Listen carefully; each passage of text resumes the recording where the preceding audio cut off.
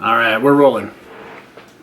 Hi, it's Michael Wharf. I just thought tonight I would spend a quick 10 minutes or so and make a video talking about something that's pretty interesting to me, a hobby of mine, and that I get a lot of questions about from friends. And so rather than answer each one of you individually, I just thought I'd make a quick video, throw it up on YouTube, and then I'll just kind of point to it when I get questions. So I want to talk to you tonight about cryptocurrency. That's something that I have a hobby trading, and I want to talk to you specifically about something called Bitcoin. And so what is Bitcoin? Why would you bother buying it, trading it, mining it, selling it, keeping it?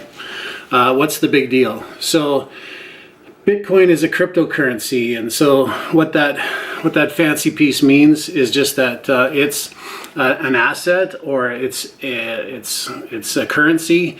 It's something that the internet, it's sort of internet money is what it is. And so it's an imaginary money. It's not fiat currency, which is what we call Canadian money, American money, Great British pounds, euros, those kind of things. That's all fiat. That's money that's printed and distributed by a government. And so if that's all a centralized way of distributing money. So we have banks, we have governments that are control of circulation and printing and the value of fiat currency. And so Bitcoin and cryptocurrency in general is an answer to rethinking money. So if we think of money as the infrastructure of money hasn't really changed since the 70s. So we have gold, which is a finite resource, acting as sort of a balance and a check for the value of money from governments. You have a limited supply of money, and it's in circulation, and people agree generally that the value of money is set across a community or a culture, and that we agree it's a promissory note to trade paper or the promise of value for goods and services. So fiat currency is something we're really accustomed to, and that's the way it works. But there's lots of broken things with money in the traditional sense. So if we take a look at the things that Bitcoin and other currencies try to solve, we take a look at the current situation of sending money overseas as an example. So say I want to send $10, $30, $100 to a friend that's in China or in Thailand on vacation. For me to do that, I would have to go to my bank or wire money. I'd have to have a serious privacy breach. I'd have to show my passport. I'd have to probably have an account with an address, home address. I'd have to sign a whole bunch of documentation, and I'd have to wait a waiting period of a few days maybe to transfer and wire funds to just make sure that it's not fraudulent, make sure the funds are there, make sure the funds on the receiving end are actually something that's going to clear. And so sending a quick $100 to China as an example, or Thailand, or somewhere overseas is a complicated process because there's lots of third parties involved in that transaction, and those third parties don't necessarily trust each other, which is why the waiting periods exist. And there's lots of central authorities that want to get in the mix and take a piece in terms of service fees and other infrastructure. They want to make sure that you're not, laundering money, or if money is being moved for the drug trade or illicit businesses. There's governments involved, there's agency involved. So I don't know if you've ever gone through the Canadian-U.S. border, but one of the questions they ask right away is, are you carrying more than $10,000 in cash? Because they're trying to stop the movement of cash or uncontrolled money in physical bits. So if we look at Bitcoin, how is that different? Well, Bitcoin is money that's just basically exists on computers. It's magical internet money, but what it is the equivalent, it's the internet's equivalent of cash. So we're talking about an anonymous transfer system. If I pay cash for something and don't get a receipt, there's no real record of that transaction. I don't have a ledger that records the money coming out of my bank, who it went to. There's not a big record behind the who and what and the why of a transaction. So Bitcoin is a value that exists only on computers, and it's a decentralized network of computers. And so Bitcoin isn't produced or printed by a bank or a government. It's basically controlled by a network, just like the internet, and it's something called peer-to-peer, which means something that runs without a central authority. And let me see if I can make this a little more street or a little more approachable. So Bitcoin is digital cash, and its value right now is basically set by people who are speculating on the future of that cash. And so it's a real currency in in Japan it's a real currency, but it's a real currency or a stored asset of value that allows you to transact anonymously on the internet. So in that example I was talking about sending money overseas in the traditional banking system, you've got a lot of third parties, a lot of banks, a lot of governments getting in the way of me transferring money to my friend in China. But on the Bitcoin network, I know that if I want to send $100, I simply get the wallet address or the address, sort of the internet address of the person I want to send that money to. I put that into my wallet that has the funds, my Bitcoin wallet.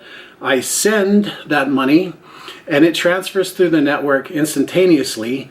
And after the network agrees 6 times or more that I actually have the money and it's being spent and it's on a public record in terms of something called a blockchain, then in a matter of about 10 minutes, the person on the other side of the world gets all of that money and is freely able to spend it. There's no clearing, there's no waiting. Once the network has 6 confirmations that yes, indeed, this person has money, and yes, they're sending it from A to B, that money is received and life goes on. So that's pretty cool when you think about service fees around Western Union or MoneyGrams or bank transfers or the ridiculous waiting periods or banks only really operating with people on a 9-to-5, no weekend basis. The Bitcoin network is 24 hours a day, 7 days a week, and it's just something that is a matter of minutes, gets money from A to B, and the service fee that you pay is only whatever the network cost was to transport that transaction. So it's very nominal, so it's quick, safe, trusted, and easy. So that's really what Bitcoin is. Bitcoin is only one of a whole bunch of cryptocurrencies, and cryptocurrencies are just a subset of the real technology that's exciting here. And so when you hear me say something called blockchain, that's the overarching big technology that Bitcoin's all about. Bitcoin just happens to be a buzzword. It's 60% of the market share of cryptocurrencies are held by Bitcoin, but there's a ton more. There's Litecoin, there's Vertcoin, there's Dogecoin. There's tons of coins that have value and people trade on exchanges. And so that's one of them. But this underlying technology called blockchain is what drives Bitcoin. And so a blockchain is just a decentralized public ledger of transactions, and as you spend money and receive money in Bitcoin, that public ledger that's shared by everyone else who uses Bitcoin, that public record of you spending and receiving gets accrued upon and built upon. So a blockchain is just a chain of transactions that just gets built upon over time, and it gets verified by those who I guess run the Bitcoin network, or I'll get into this at another time, but mine Bitcoin. As you mine Bitcoin, you're actually being the decentralized network to transfer that money and verify the validity of those transactions. So that's a super nerdy way of what a blockchain is. And another time, I'd love to go into the promise of blockchain, because a blockchain technology applied to money is cool, but when it's applied to other things like voting, validating voting, counting number of votes, being something that's public and decentralized and trusted, is a very cool way to eliminate government corruption and to really be a cool use case for that. Looking at the source and identity of things, real estate as an example, if we look at how lawyers track how plots of land are traded and moved over time. A decentralized ledger would revolutionize real estate transactions. The legal system as a whole, when you look at something called Ethereum, which is a blockchain use of something called a smart contract, that's a really cool way to use blockchain, and we'll save that for another day. But I wanted to talk a little bit more about Bitcoin, because that's what I've been specifically been active in and trying out. And I bought it, traded it, mined it, and I know a thing or two now about it. But everything I was reading wasn't relevant to Canadians. So I want to just give you a little bit of advice of what I found out and give you a Canadian equivalent or something you could try out tonight that would work out to get you into cryptocurrency or Bitcoin in general. So why would you want to get into Bitcoin? Well, you could, in 2009, a group of people, an anonymous group of people going by the name of Satoshi Nakamoto, created this idea of Bitcoin and this blockchain technology that runs it. And so in 2009, a few computers got together and tried to form the Bitcoin network. And Bitcoins had hardly any value at all because no one had really jumped on the wagon and speculated as to what the value might be. They thought it was a cool trick, cool idea, but something that might not catch on. Fast forward now, Canadian prices tonight, you can see Bitcoin trading at $10,000 a coin. So you can see from a speculation standpoint, they've inflated value of Bitcoin, and the future promise of this technology is high. So while Bitcoin crests $8,000 US, 10,000 or more Canadian, it's projecting by the end of December to hit over $10,000 a coin. And so from an investment point of view, the appreciation is pretty killer. It's pretty intense. And anyone who hears the word blockchain or Bitcoin usually also says another B word, which is bubble, which is talking about an inflated value much higher than its actual value. So a speculated value that will crash and the market will correct itself to give you a value that it actually has. So right now we're riding a huge skyrocket up in value due to speculation. And so if you're cool with that, and no one knows when the floor is going to drop out, but if you're cool with that, riding that spaceship up without a real good re-entry plan, then Bitcoin's for you.